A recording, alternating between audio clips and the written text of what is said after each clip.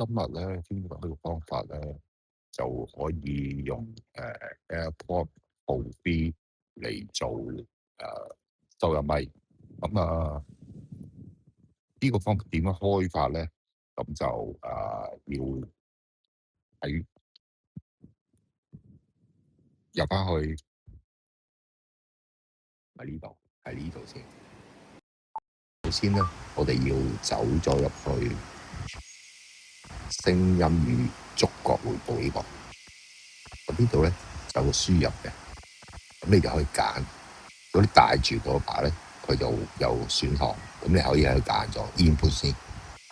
咁你揀咗之後咧，就出翻去啦。咁你跟住喺呢度滑落嚟咧，咁你就會見到呢度有冇咗。咁要點啊？入翻嚟呢度先，然後喺呢度滑落去。咁佢上邊咧會多咗行綠色嘅顯示出嚟。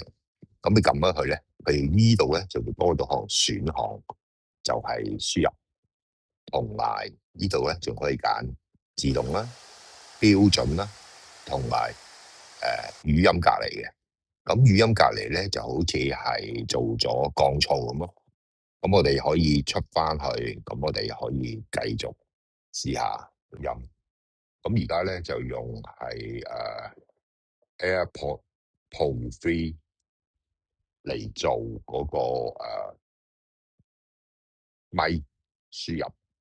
咁聽下啲聲係點，順便睇下個前置鏡頭啊，夜晚睇下影出嚟係咪好差？